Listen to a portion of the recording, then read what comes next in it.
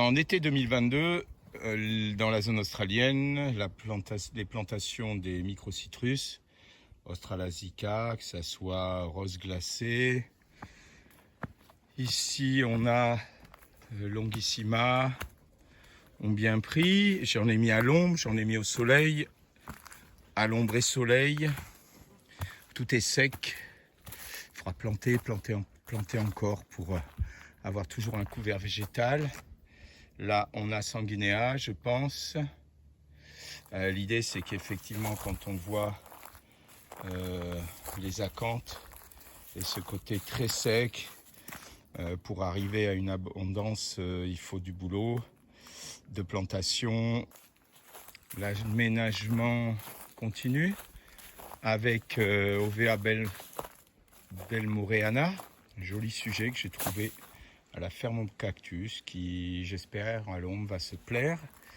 Les plantations des bananiers ici, le long du petit ruisseau, je veux faire comme un couloir, comme un pont suspendu dans le futur.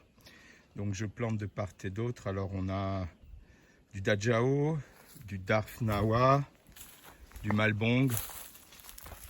On va voir qui est heureux. Celui-là, je ne le trouve pas très heureux.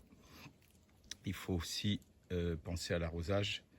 Et effectivement, toute cette zone doit être sous couvert végétal dans le futur. Il est sûr qu'à une journée par semaine, c'est le postulat, toujours je le répète, je ne peux pas faire autant. Et je ne pars pas non plus de zéro, comme d'autres parcelles, puisqu'il y a quand même de l'ombre et du couvert végétal par endroit. Ici, essai de Saccharum officinalis, qui pourrait servir de biomasse si ça fonctionne correctement. On n'est pas sous les tropiques, il faut voir le cycle, si ça s'adapte bien. Pour la petite collection ici, j'ai quand même mis un Arenga Australasica. On verra ce que ça va donner. Les arengas poussent bien, mais c'est plutôt les engaris. Mais bon, comme on est dans la zone australienne. Un décès cette année, Alexandrae, Arcantophénix, c'est pas très logique. Pas forcément un bon plan de départ. Je vais essayer de trouver des graines originales, d'origine australienne, par les différents canons de passionnés, pour retrouver des plants de qualité. Essai de tournesol. Bon, à la lecture du livre d'Anna Elchiri, effectivement, j'ai pas éclairci mes tournesols. C'est pas des variétés géantes, ça n'a pas beaucoup occupé le terrain. On débute en syntropie. Effectivement, je vois ce qui se développe sans arrosage, les plantes un petit peu primaires.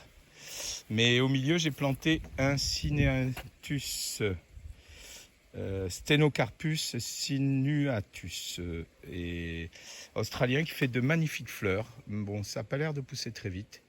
Ça pourrait être un arbre bois, mais on verra.